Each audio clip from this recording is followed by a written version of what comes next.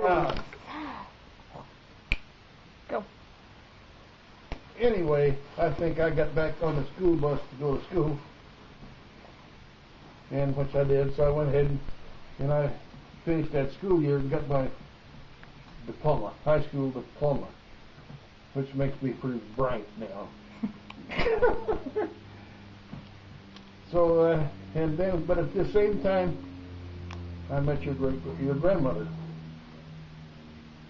Is that right? Yeah. Yeah. Yeah. According to Grandma, it is. And son of a gun, she talked me into getting married, so we did finally after she graduated from school. And so then we started having kids. So that's about it. So we're going to start over now. We're going to go back a ways.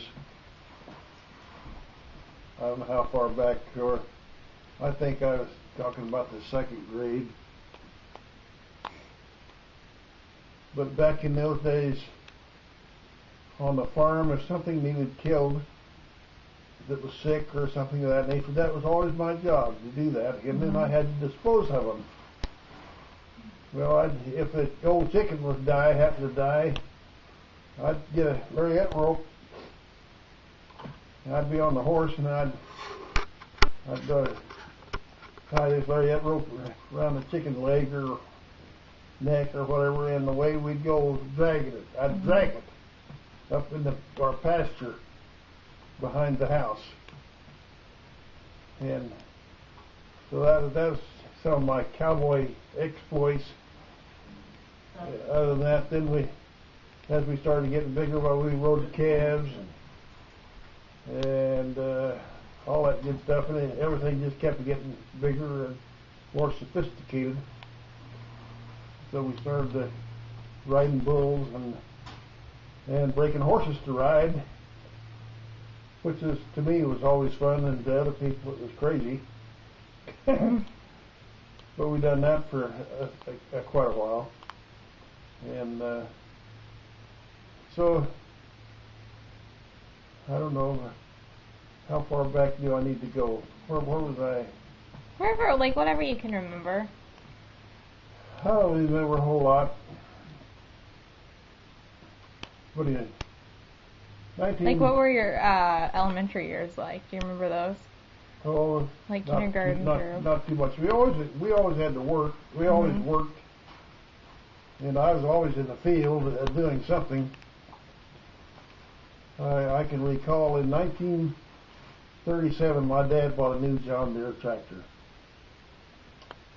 And, of course, in 1937, I was 10 years old. And we got done harvesting that year, and then we started plowing, and we was using this tractor. And he'd come in and he'd lay down for dinner, and he'd eat, and then he'd go in and he'd sit in the old rocking chair and he'd take a nap. And I'd go out and I'd look this old tractor over, or this new tractor over, and I'd give her a crank or two. You had to crank the flywheel to get her started. And so to the field I would go with that sucker, and it might be 2 o'clock when he showed up then to take over plowing.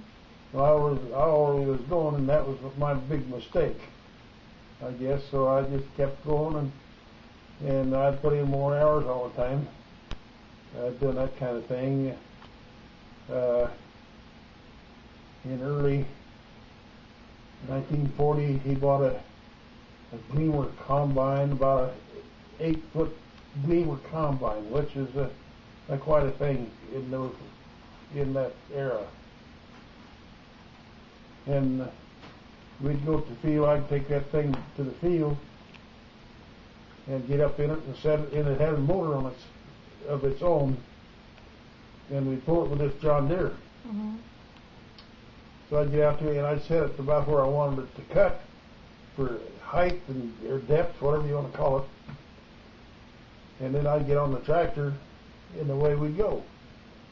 And that's in thrash wheat. Done a lot of that.